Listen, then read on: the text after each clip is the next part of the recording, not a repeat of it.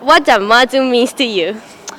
Well, I just know roughly about Mazu's story. As everybody knows, Mazu has another name called Mo Niang, which in Chinese means the silent girl. It's because when she was born, she didn't cry. Not aside from other babies, she didn't cry when she was born. And she seemed to have some superhuman power to protect and to predict the situation on the sea. So most people, especially fisher folks, would like to pray Mazu for being safe and sound during the navigation. And well, as for me, I don't really have a specific religion because like for my mom, she tends to be a Buddhist and my dad is a Taoist. So I'm really easily to accept any religions and even respect them. So Mazu to me is like is a respectful goddess. So whenever I pass by Mazu temple, I will definitely go inside to make a worship. To the event, Daja Mazu pilgrimage is a culture, a religious belief, a carnival, or something else? Well, Daja Mazu this event involves a lot of aspects. It is definitely a religious belief. You can see that a lot of people gathering together simply because they have the same belief. And then there are also a lot of activities performed in front of the temple or during the pilgrimage to show their respect to Mazu. But to me, every religion shares the same idea.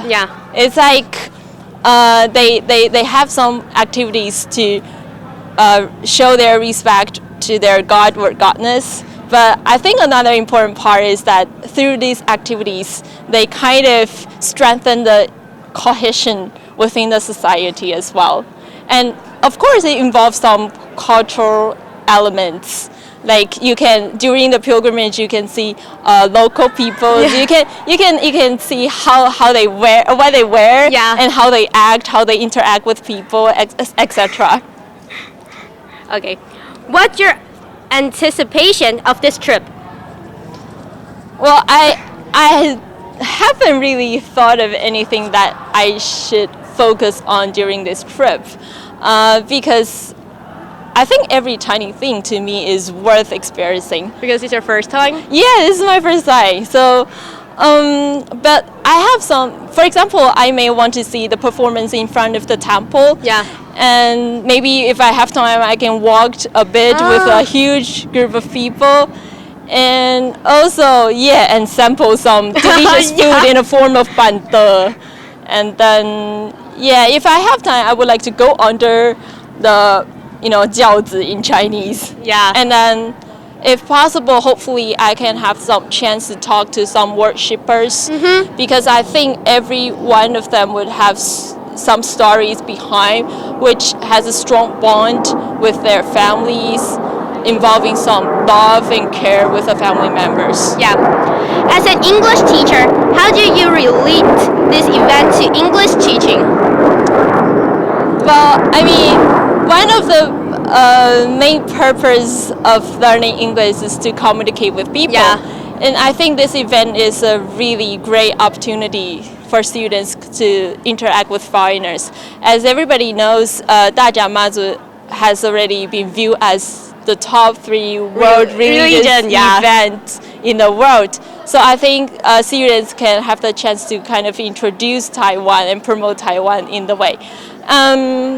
I know speaking for most Taiwanese students, this is the most weakest part for them.